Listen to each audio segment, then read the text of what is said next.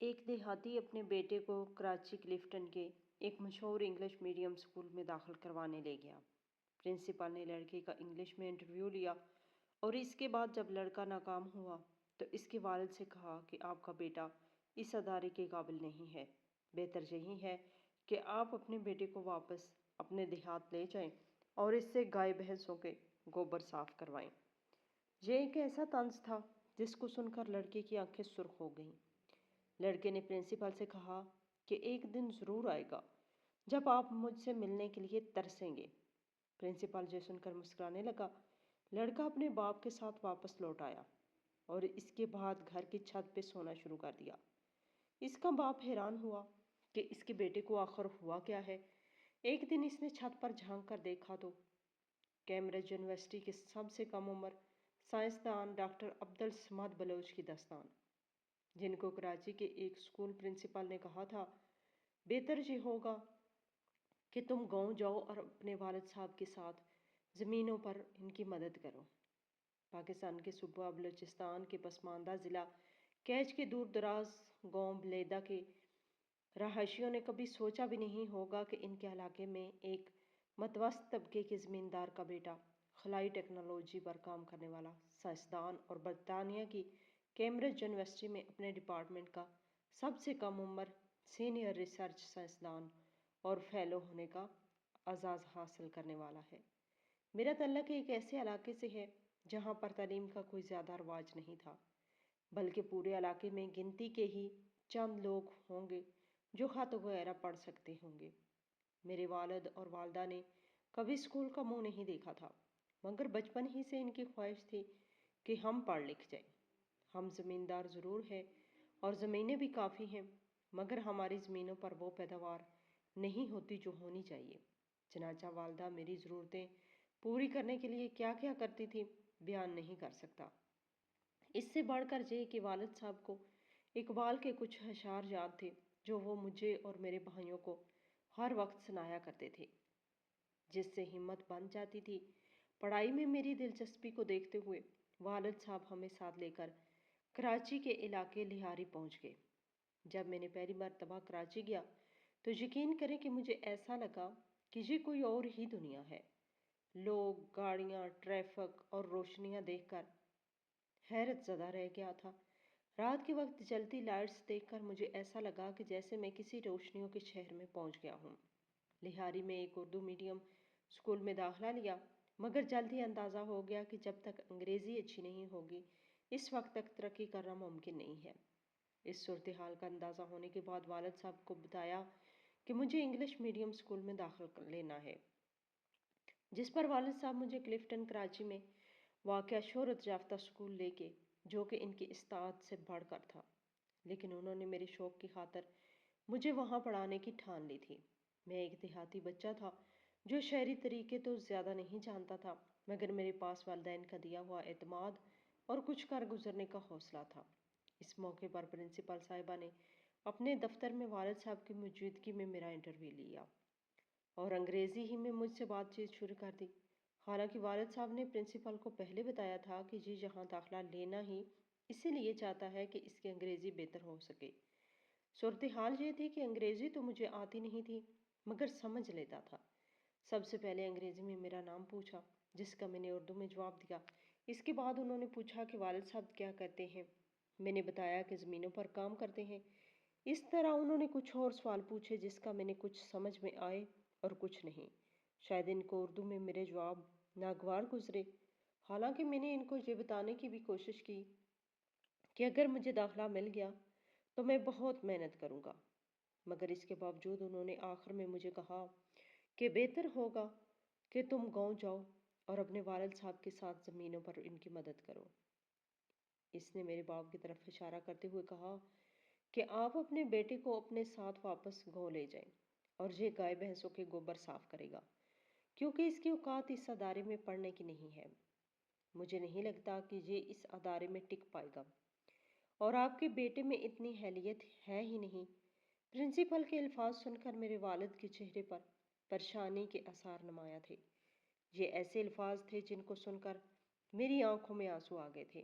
جبکہ والد صاحب مجھ سے نظریں چرا رہے تھے، میں نے بغیر سوچے پرنسپل سے کہا کہ کچھ عرصے بعد آپ مجھ سے ملنے کے لیے ترسیں گے۔ میری بات سن کر پرنسپل نے مسکرانا شروع کیا۔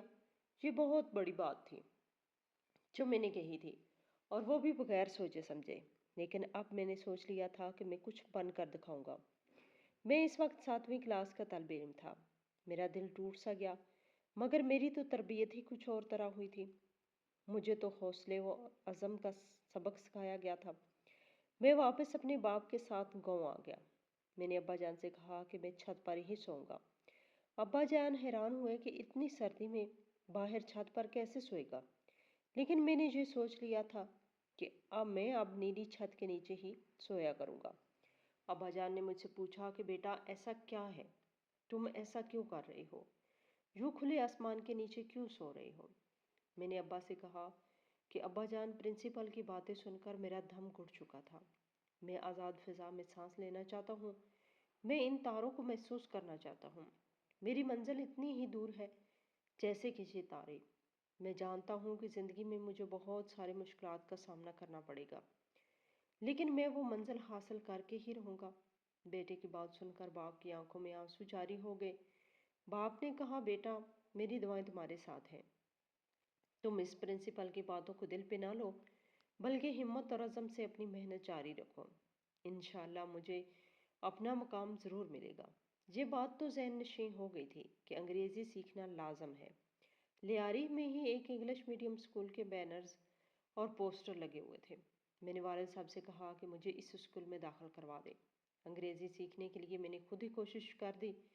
کبھی انگریزی اخبار مل جاتا تو وہ پڑھتا، کبھی گرامر کی کوئی کتاب پڑھ لیتا، ساتھ میں اسکول کے اساتذہ سے جو مدد مل جاتی اس سے پڑھائی بھی کر لیتا تھا۔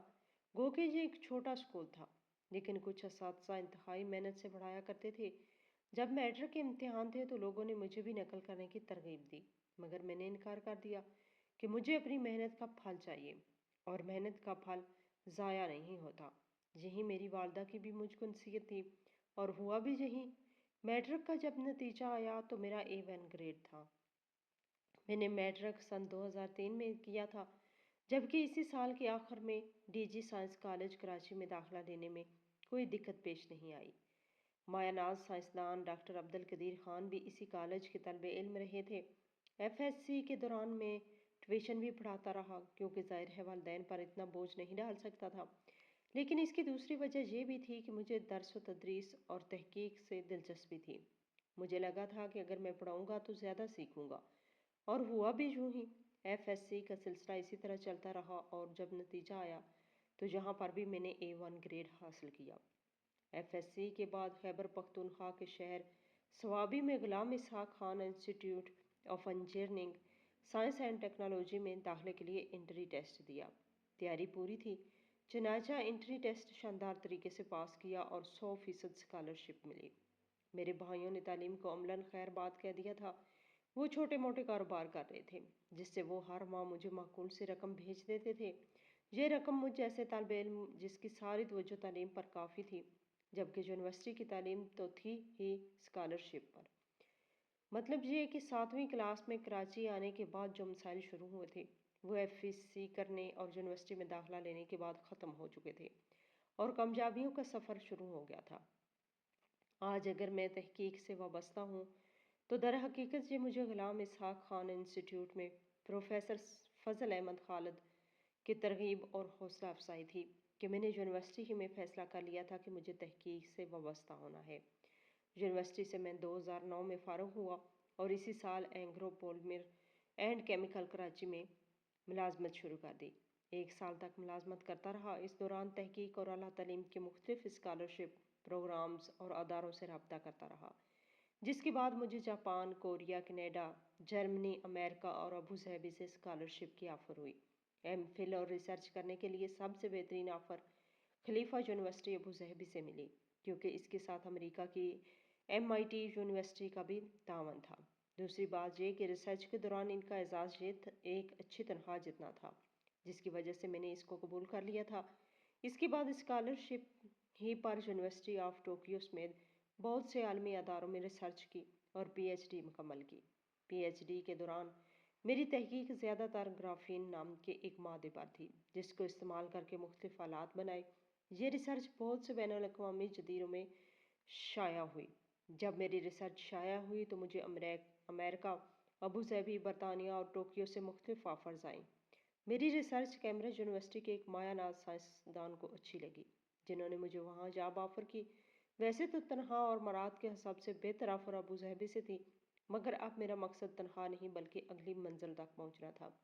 یقیناً میں نے کیمبرج یونیورسٹی سے آنے والی آفر کو قبول کیا کیونکہ مجھے تحقیق کے میدان میں کام کرنا تھا، اور شاید دنیا بھر میں تحقیق کے حوالے سے سب سے بہتر سہولیات اور ماحول کیمبرج یونیورسٹی میں ہی دستیاب ہے، جہاں سے نیوٹن اور سٹیفن ہاکنگ جیسے سائنسدان بھی منسلک رہ چکے ہیں۔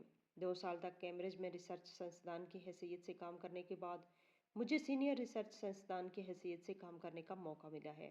مجھے پتہ نہیں، مگر کہا جاتا ہے کہ کیمبرج میں ریسرچ سائنسدان سے سینئر سائنسدان کا درجہ حاصل کرنے کے لیے 2 سال بہت ہی کم عرصہ ہے، اور مجھے یہ بھی لگتا ہے کہ میں وہاں پر سب سے کم عمر سینئر سائنسدان ہوں۔ کیمبرج میں جانے کے بعد بہت سے یورپی کمپنیوں اور اسپیس ایجنسیوں کے ساتھ مل کر اسپیس ٹیکنالوجی سے منسلک آلات بنائے۔ ان آلات کو ٹیسٹ کرنے کے لیے وقتاً فوقتاً خلائی جہاز اور مصنوعی طیارے لانچ کرتے ہیں۔ ان میں پیرابولک فلائٹ، سونڈنگ راکٹ اور دیگر اسپیس کرافٹ شامل ہیں۔ گرافین کو پہلی مرتبہ خلا میں لے جانے کا موقع ملا۔ مختلف تحقیقات بھی جاری ہیں جن میں سینئرز کے علاوہ خلا میں اگر جسم پر زخم لگ جائے تو اس کو کس طرح بھرا جا سکتا ہے، اس پر بھی کام جاری ہے۔ اس کے علاوہ پاکستانی طالب علموں کے لیے برطانیہ کی کچھ تنظیموں کے ساتھ مل کر ایک پروجیکٹ شروع کر رہے ہیں جس میں ان کو سیٹلائٹ کی سہولت فراہم کرنے کی کوشش کر رہے ہیں۔ اگر مجھے موقع ملا تو اپنے ملک میں جا کر کام کرنے پر فخر محسوس ہوگا۔